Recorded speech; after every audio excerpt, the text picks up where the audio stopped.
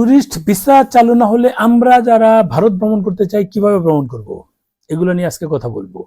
Tourist visa কি সত্যিই চালু হবে না?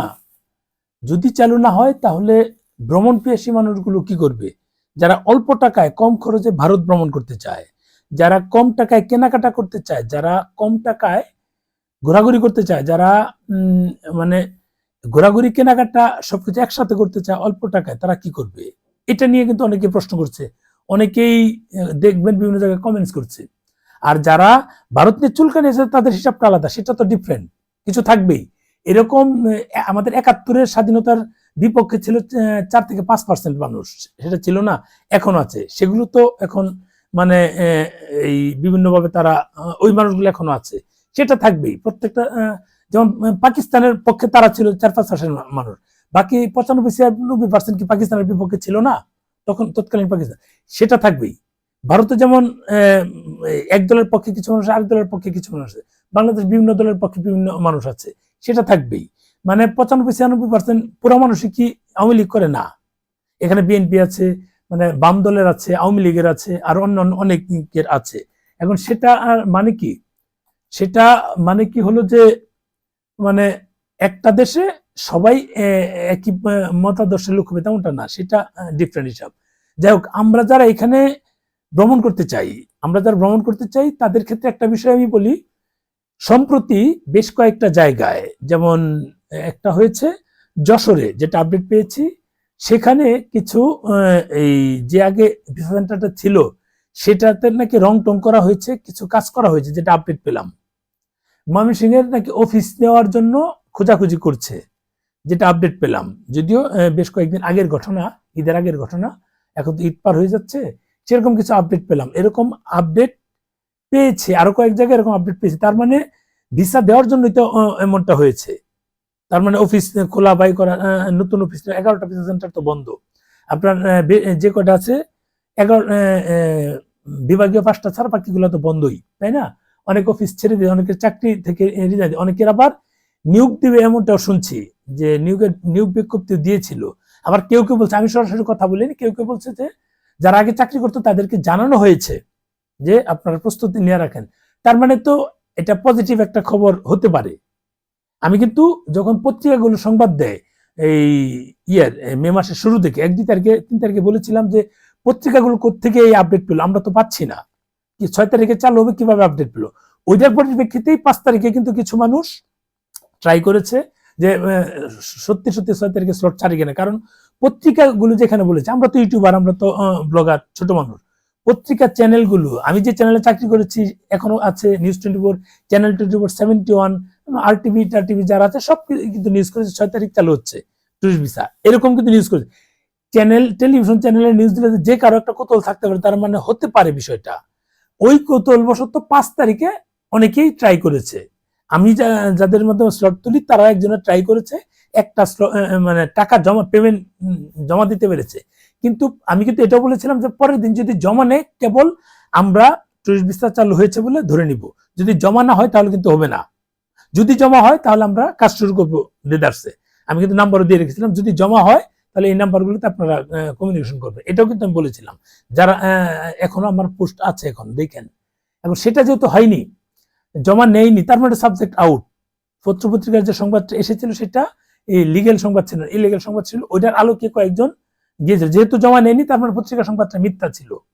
ওই আলোকে আমি কিন্তু 5 তারিখেও 4 তারিখেও সংবাদ ভিডিও করেছি চায়নাতে বসে, যে এরকম কোনো আপডেট পাচ্ছি না যে 6 তারিখে চালু হবে। 5 তারিখে একটা স্লট উঠেছে, ওই আলোকে আমি একটা সংবাদ দিচ্ছি। এটা নিয়ে কিছু মানে বাটপার আছে, কিছু গুপ্ত বাহিনী আছে, গুপ্তকার আছে, আপনারা ভালো জানেন, গুপ্ত আছে। এরা আমাকে কালারিং করার চেষ্টা করেছে, কয়েকজনে কালারিং করার চেষ্টা করেছে যে আমি মিথ্যা বলেছি, আমি মানুষের কাছে টাকা নিয়েছি। এর জন্য কিন্তু আমি মানে লিগেল নোটিশ রেডি করেছি, যেহেতু বাইরে ছিলাম, 19 তারিখ পর্যন্ত বাইরে ছিলাম, এসেছি ঈদের পর এদেরকে পাঠাবো। যদি যথাযথ প্রমাণ দিতে না পারে যে আমি মানুষের কাছ থেকে টাকা নিয়ে এই টাকা মেরে খেয়েছি বা টাকা নিয়েছি, এরকম যদি প্রমাণ দিতে না পারে, তাহলে তার নামে 10 কোটি টাকার মামলা দিব।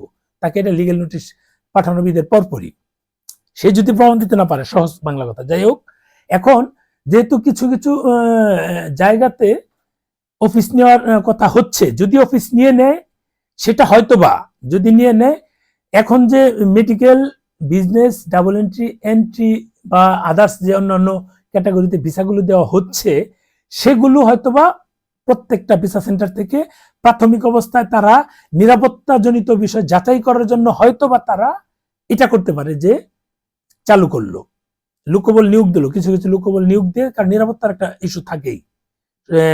এখন বিভাগীয় শহরের নিরাপত্তা দেওয়া আর জেলা শহরের নিরাপত্তা দেওয়া এটা কিন্তু কঠিন কাজ, এটা বুঝতে হবে।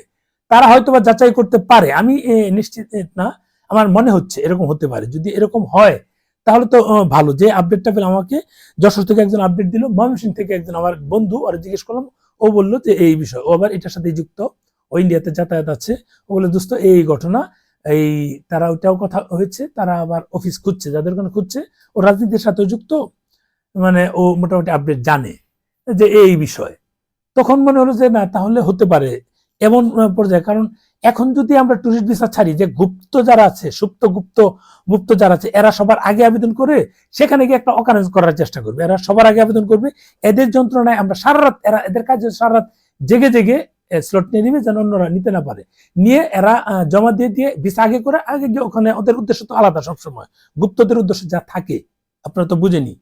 এই এরা, এদের যন্ত্রণায় আমরা আবেদন করতে পারবো না, ভিসা সহজে পাবো না, দেরি হয়ে যায় এদের যন্ত্রণায়। কিন্তু ওই হিসাবে ধরে 50 থেকে 60 লাখ লোক একসাথে আবেদন করবে এট এ টাইম।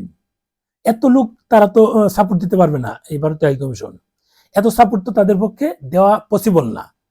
তার মানে হয়তোবা তার প্রাথমিকভাবে যাচাই করবে যে 5টা যেহেতু ভিসা সেন্টার খোলা আছে, টোটাল 16টাই তারা খুলে, তারা হয়তোবা চেষ্টা করবে যাচাই করার জন্য, পরে হয়তোবা ধীরে ধীরে একটা ছাড়তে পারে, সেটা হয়তোবা 2 মাস, 4 মাস, 6 মাস হয়ে যেতে পারে, আমার মনে হচ্ছে। আমি যেটা ফিল করছি, কোনো ওইরকম কোনো আপডেট আমি যাদের কাছ থেকে আপডেট নিয়ে, নির্বাচনের পর তারা বলছে এখন কোনো পজিটিভ কোনো খবর পাচ্ছি না। তাছাড়া মানে সহজ বাংলা কথা, ভারত এই আওয়ামী লীগ ছাড়া কারোর উপর পুরোপুরি নির্ভর করতে পারে না, খাঁটি বাংলা কথা। আওয়ামী লীগ থাকলে এই প্যারাটা থাকবে। আওয়ামী লীগের সময় যে 1 বছর, 3 বছর, 5 বছর যে ভিসা পেয়েছি, এখন কিন্তু পাওয়া যায় না, এখন তো ভিসাই দেয় না। আওয়ামী লীগের সময় গণহারে যেভাবে ভিসা হয়েছে, এখন কিন্তু হচ্ছে না। সহজ বাংলা কথা, তারা ভরসা করতে পারে না নিশ্চয়ই, তা নাহলে এটা হওয়ার কথা না। 2 বছর যেতে পারে নাই, এখন সরকার আছে, এখনো ঢাকা না দিল্লি স্লোগান হয়, কারণ আওয়ামী লীগের সময়টা হয় নাই। আমি অবাক হই, আমাদের বর্তমান প্রধানমন্ত্রী উনার যা রাস্তায় দিয়ে যাওয়া অবস্থায় মানে নেগেটিভ এই ইগুলা দেয়, ভুয়া স্লোগান দেয়, এটা কোন দেশে আছে? মানে আমাদের যে এখন প্রজন্ম তো 24-এর যে আমরা যে জুলাই যোদ্ধা বলি, এই জুলাই যোদ্ধাগুলোর যে প্রজন্ম তৈরি হয়েছে, এরা প্রত্যেকটা বেয়াদব হয়েছে। এই বেয়াদব প্রজন্ম দিয়ে আমাদের দেশ কতটুকু আগাবে আমরা জানি না। একজন প্রধানমন্ত্রী, উনাকে উনার সামনে থেকে এগুলো কতটুকু শালীনতা, কতটুকু ভদ্রতা, সেটা আমরা জানি না। এই যে জুলাইতে যারা অংশগ্রহণ করেছে সবাই যে এটা না, যারা লিড দিচ্ছে এরা একটা বেয়াদব প্রজন্ম।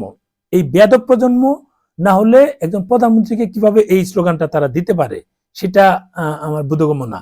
তার মানে প্রধানমন্ত্রী নিজেরই যেখানে নিরাপদ বোধ করে না, তাহলে ভারতীয় লোকদেরকে এখানে এনে কতটুকু নিরাপত্তা দিতে পারবে, সেটা হয়তোবা ভারত পজিটিভ নিতে পারছে না আমার মনে হচ্ছে। কারণ উনি থাকা অবস্থা, উনার পাশ দিয়ে ভুয়া স্লোগান হয়, সেটা আইনগতভাবে কোনো কিছু বলতে পারে না, করতে পারে না, করা যাচ্ছে না যে কোনো কারণে। সেটা তাহলে ওরা আসলে ওদেরকে যদি একটা অকারেন্স হয়, সেটার লাইবিলিটি কে নিবে? এটা তো তখন আমাদের বর্তমান যে প্রধানমন্ত্রী আছেন ওনার উপরই এটা ব্লেম আসবে। হয়তো বা এরকম হতে পারে, আমি জানি না।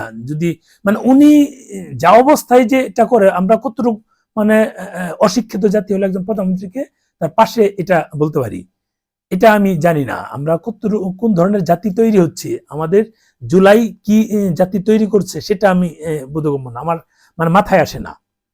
মানে এই যে একটা দেখলাম এই আরটিভির একটা টক শোতে, মানে তারা পাকিস্তান পছন্দ করে, এই ওপেনলি বলতেছে, আরে আল্লাহ, যাদের সঙ্গে এতদিন যুদ্ধ করে আমরা দেশ পেয়েছি, তারা ওপেন এটা বলছে যে আমরা পাকিস্তান পছন্দ করি। এটা কি করে হয়?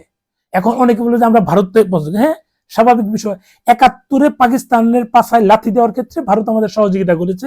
আমরা যে স্বাধীনভাবে এখন দেশ চালাচ্ছি, এই যে বিরোধী দল হিসেবে যে জামাত এখন যাচ্ছে, তারা আগেও বিপক্ষে ছিল, বাংলাদেশ এখনো বিপক্ষে।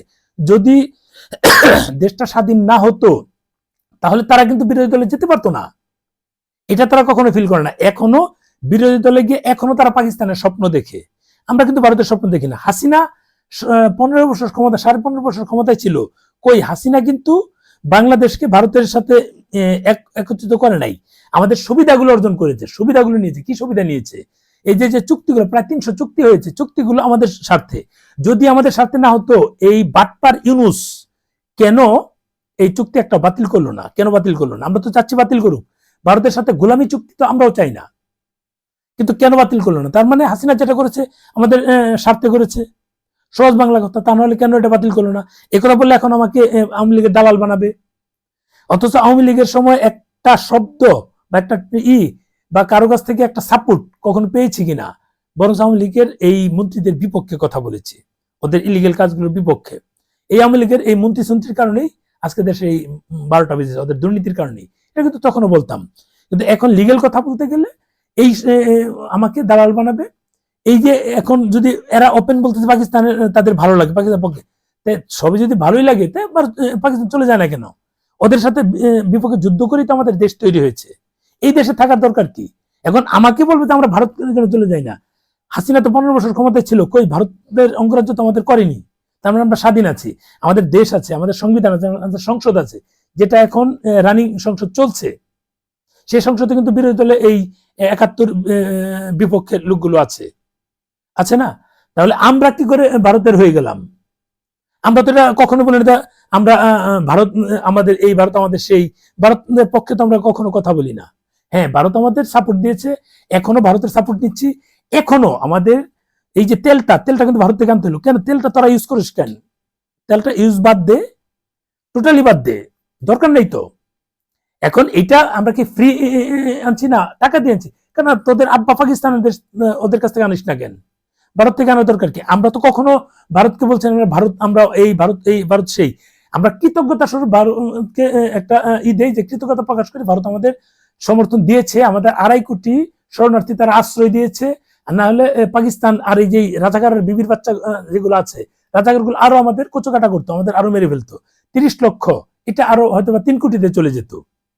সেই সুযোগটা পায় না ভারতের কারণে, কারণ ভারত আশ্রয় দিয়েছে, ট্রেনিং দিয়েছে। ভারতের ট্রেনিং, আশ্রয়, এইসব কারণে তাদের সম্ভবত 17,000 কত জানি, আমার একটু মনে নেই, তাদের সেনাবাহিনী মানে যারা যুদ্ধ করতে এসে মারা গিয়েছে, তারা তো এটা তাদের ক্ষতি হয়েছে।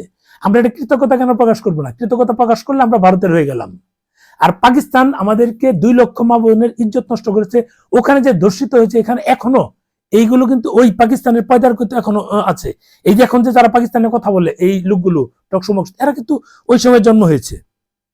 যদিও আমাদের মা বোনদের অনিচ্ছায় এটা হয়েছে, তারা কিন্তু বেঁচে আছে এখনো, বাহিরে অনেকে এগিয়েছে। এগুলো কিন্তু এখন এই পাকিস্তান করে, পাকিস্তান নিয়ে কথা বলে। কারণ তখন তো একটা কথা বের হয়েছে যে ওখানে তখন বলেছিল যে আমরা এমন বীর্য দিয়ে গিয়েছি যেগুলো 50 বছর পরে আমাদের পক্ষ নিয়ে কথা বলবে। তাই তো হচ্ছে, যারা আমাদের এত বিরুদ্ধে ছিল, আমাদের দেশটাকে ধ্বংস করেছে, আমাদের মা বোনের ইজ্জত নষ্ট করেছে, 30 লক্ষ মানুষ হত্যা করেছে, এই এদের পক্ষে আমরা এখনো টানছি, এরা আমাদের ভাই বানাচ্ছি। আর যারা সহযোগিতা করেছে আমাদের, মানে এই দেশ স্বাধীন করার ক্ষেত্রে এবং সংবিধান তৈরি করার ক্ষেত্রে, সংসদ তৈরি করার ক্ষেত্রে যারা সহযোগিতা করেছে, তাদেরকে আমরা শত্রু হিসেবে নিয়েছি। কারা নিয়েছে? 4-5% লোক। তবে এটা ঠিক যে 4-5% লোক কিন্তু এদের একতা আছে, একতা আছে বলেই এই 95-96% লোককে তারা আলাদা মানে কিক দিয়ে বের করতে পেরেছে। এই যে আওয়ামী লীগের তো অনেক সমর্থক, এদের কিন্তু কিক দিয়ে বের, কারণ এদের ওখানে দুর্নীতি বেশি। এই দুর্নীতি বেশির কারণেই কিন্তু এই 71 বিরোধীরা ওদেরকে কিক দিয়ে বের করতে পেরেছে। এই বিষয় আর কিছু না, ওদের একতা আছে, সমন্বয়তা আছে, একতাবদ্ধতা আছে বলেই আজকে ওরা বিরোধী দলে আছে। ক্ষমতায় তো প্রায় গিয়ে চলেই গিয়েছিল। যাই হোক, এগুলো যতই বলবো ততই আমাকে ভারত মানে পন্থী বানাবে, ভারতের দালাল বানাবে, আওয়ামী লীগের দালাল বানাবে। এখন একজন প্রধানমন্ত্রীকে যারা মূল্যায়ন করতে, সম্মান করতে না জানে, এরা কোন ধরনের জাতি? এদের বাপ মার কি, এদের পয়দার কি ঠিক আছে কিনা, এরা কোন ধরনের সন্তান পয়দা করেছে? যাই হোক, অনেক কথা বললাম, ভালো থাকবেন। যারা এখানে কমেন্টস করে দেখবেন তো গণহারে অনেকে সেন্টিমেন্টাল কথা বলে, যে আমি ভেবেছিলাম আপনার সাথে আমি অমুক জায়গায় ঘুরতে যাব। এই বাটপারগুলো হচ্ছে যার সেন্টিমেন্টাল কথা বলে, এরা তো গুপ্ত, ফেক আইডি বেশি। এরা সেন্টিমেন্টাল কথা বলে মানুষকে বুঝায় যে আমি খুব খারাপ, আমি এই, আমি সেই, আমি অমুক, আমি তমুক, আমি এটা কেন বলি? আসলে গুপ্ত যারা করে ওদেরই ফেক আইডি গুলো দিয়ে এই কমেন্ট গুলো করা হয় মানুষকে বোঝানোর জন্য যে আমার পক্ষের লোকও আমার বিপক্ষে চলে যাচ্ছে। যেমন এই যে বিএনপি থেকে কিছু লোক পোলাফান দিয়েছে, এই ইস্তফা দিয়েছে না, বিএনপির এত অপকর্ম আমরা নিতে পারছি না, ছাত্র দলের আর কি, যে আমরা বের হই। এরা আসলে তো ছিল গুপ্ত, এরা তো বের হবেই। দেখা জনগণকে বোঝাচ্ছে যে বিএনপি খুব খারাপ একটা দল, খারাপ একটা দল, এই কারণে তারা বেরিয়ে যাচ্ছে, আর কিছু না। এটা বোঝানোর জন্য আমার ক্ষেত্রে কিছু কমেন্টস আছে, দেখবেন যে এই পোলাপানগুলো কমেন্টসই করে যে আমি আপনার হাতে ভেবেছি অমুক জায়গায় তুমুক জায়গায়, আরে বেটা তোদের জন্য আমি বসে আছি, তোদেরকে কি আমি নিয়ে যাব আমার সাথে? তোরা তোদের মতো গিয়ে গুপ্ত কাজ চালাবি, আমি কেন নিয়ে যাব? যারা সম্প্রীতির কথা বলে, যারা মানে ভারত আমাদের বন্ধু না, বাট আমি ভারত কেন শত্রু ধরে নিব? আমরা যাচ্ছি ভারত আমাদের প্রয়োজনে, আমার প্রয়োজন শেষ, চলে আসছে, শেষ, এই কাজটা করলে চলে, আর কিছু দরকার নেই। তো শত্রু বানানোর দরকার কি আমাদের? যাই হোক, ভালো থাকবেন, শেয়ার দেন। অনেকক্ষণ কথা বললাম, এই কথাগুলো মানে এতদিন বাইরে ছিলাম, বলতে পারি নাই, এখন দেশে ফিরছি, কথাগুলো বলছি। ভালো থাকবেন, শেয়ার দেন।